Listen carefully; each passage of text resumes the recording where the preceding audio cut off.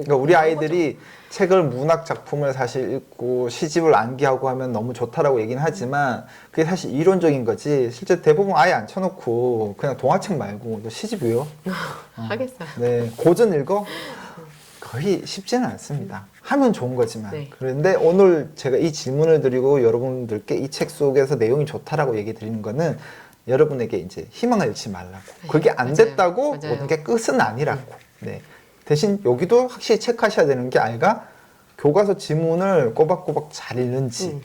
그렇죠. 그리고 문제지에 넣은 지문을 대충 읽는 게 아니라 진짜 또박또박 읽어갖고 내 걸로 만드는지를 확인하는 역할은 부모님이 꼭 하셔야 된다는 거예요. 네, 맞아요.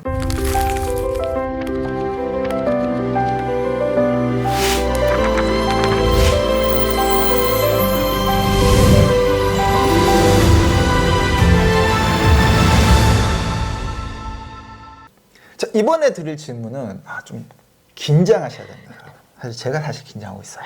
네.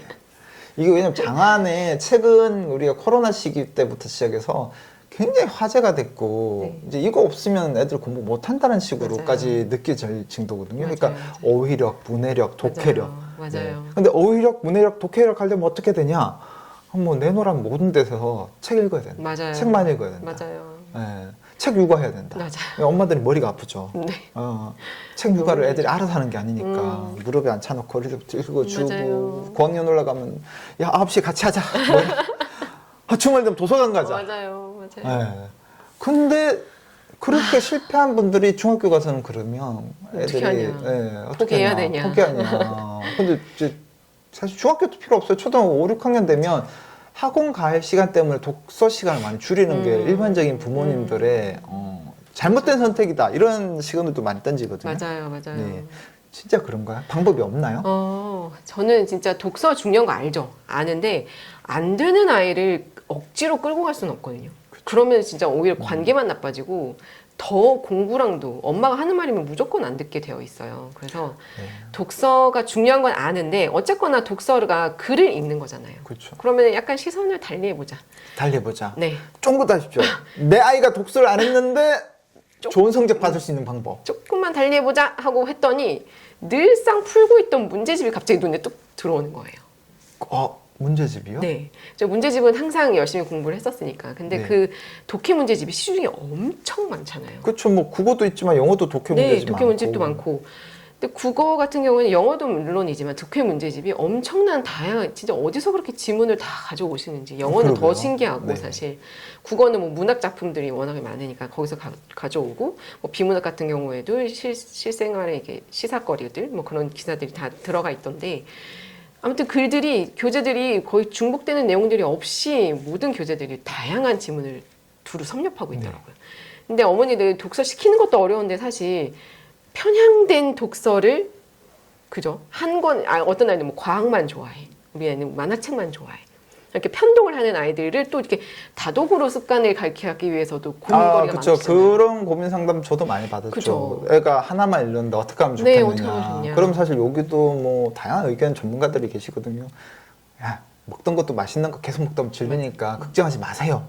또 계시고 아니다. 자꾸 제공을 해줘야 된다. 그렇죠. 그다음에 학습만 하면 줄기차게 보는 애들은 그렇게 벗어나려고 하지 않는다. 그럼 또 어떻게 되느냐? 사실 이게 너무 다양한 답이 어려워요. 있거든요. 네, 너무 어려워요. 그래서 저는 머리 아픈 거 너무 싫어. 싫거든요. 바쁜데. 네, 그쵸. 4살, 4, 3도 지금 있는데, 그죠? 아이한테만 바라보고 살 수는 없어요, 어머니들이. 그래서 내가 쉽게 그렇지만 아이들이 독서한 효과를 내려면 어떻게 하면 될까 해서 제가 독해 문제집, 국어 특히나 국어 독해 문제집을 엄청 많이 풀리는 거를 권유를 드렸어요. 그래서 아이들 문제집 풀 때 보면은 그 글이 결코 짧지 않아요. 그 문제 풀 때 3, 4학년은 짧게 느껴질 수도 있는데 5학년, 6학년 넘어가고 중학교 가면 글씨가 깨알같이 많아지면 깨알같이 작아지면서 한 바닥을 다 채우거든요. 그래서 거기에 보면은 그 중학교 문제집은 오히려 풀어보니까 한 문학 작품을 뭐 이런 불만도 토로하시더라고요. 이렇게 문제집만 풀면 문학의 전체적인 흐름을 알 수가 없어가지고 나쁘다. 라고 하는데 사실 저는 또 그것도 다르게 생각을 해봤어요. 그 문학에서 모든 내용을 꼭 알아야 되나? 줄거리는 대충 이렇게 해설지 보면 나와 있고 아는데 거기서 문제집에 실렸다라는 건 되게 중요한 부분이 가능성이 그쵸. 높다. 그죠? 이 부분은 꼭 알아야 되고 이 부분에서 시험 문제가 많이 나온다는 얘기잖아요. 그럼 그런 부분을 또 중학교 교재는 한쪽에서 끝내지도 않아요. 그 작품을 되게 한 3회, 4회에 걸쳐서 문제를 풀 수 있게끔 나오거든요. 그러면 그 독해 문제집을 정말 꾸준히 열심히 쭉 풀면은 다독한 아이, 그리고 편독의 위험성도 없죠. 왜냐하면 비문학 문학 작품들이 다 그냥 한 권에 다 실려져 있거든요.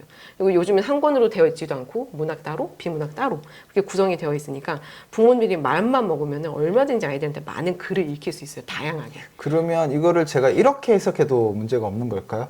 기본적으로 독서는 사실 초등학교 때부터 다양하게 많이 접할수록 사실은 좋은 거다. 근데 그게 사실은 원칙이지만 그렇게 안 돼서 중학교에 오는 시점, 고학년, 초등학교 5학년이나 6학년 이미 좀 사춘기에 접어들면서 부모의 어떤 조언을 안 듣는 친구들, 이런 친구들을 걱정할 필요 없이 결국은 어떤 그 문제지의 지문, 달리 말하면 그 지문은 교과서에서 결국 나오는 거니까 교과서와 해당되는 지문에 집중을 하면 어느 정도는 좀 안타깝지만 독서를 미리 못한 게 그게 어느 정도 커버가 될 수 있다. 충분히 될 수 있다고 봐요. 저희 아이들만 봐도 저희 아이들도 독서를 싫어하거든요. 저도 어릴 때 아이 무릎에 앉혀놓고 밤마다 막 자기 전에 독서 해주고 엄청 했었는데 그러면 습관이 쭉 갈 줄 알았어요. 근데 안 가더라고요. 왜냐하면 이 세상엔 재밌는 게 차고 넘치기 때문에 책보다 훨씬 재밌는 게 많잖아요. 그러려면 부모님의 노력이 엄청나게 필요한데 어차피 아이들은 문제도 풀어볼 경험이 필요하고 글도 읽어봐야 된다면 저는 문제집 풀어보는 걸 정말 적극 추천드립니다. 네. 그러면 좀 고민거리는 덜 수 있어요. 갑자기 학창 시절에 저기 좀 그 공문 공부 제가 좀 한 적이 있는데 네. 그때 그런 부분하고 좀 관련이 있지 않을까 또 싶은 생각이 드네요. 그러니까 단순히 지문을 읽고 넘어가면 네. 뭐 그렇게 안 와닿을 수 있지만 네. 지문 하나 읽고 나서 이제 엄미하듯이 네. 이 지문 청산교육이면 네. 거기서 어떤 작가의 메시지를 내가 그 시대 작가였으면 내가 황진이었으면 이 지문에서 뭘 말하고 싶은지 내가 막 생각도 해보고 그쵸. 그런 식으로 이제 잘 씹어 먹으면 네, 그렇죠. 된다. 네. 그리고 씹어먹기 문제가 만들어주고요. 네. 그렇죠. 대부분 또 그러면 그 교과서에 나와 실려 있는 그 부분들이 네. 그대로 또 재해석을 해서 나오는 거니까 네, 시험 네. 문제로도. 그럼요. 네. 그러면 이제 좀 여유를 가지면 네. 독서를 조금 더 해주면 좋다. 네, 예. 된다면. 된다면. 네. 안 되니까 이 공부를 하는 거죠. 근데 그런 얘기 있지 않나요? 네네네. 저희 오빠도 그렇고 저도 그렇고 학창 시절에 책 그렇게 많이 안 읽.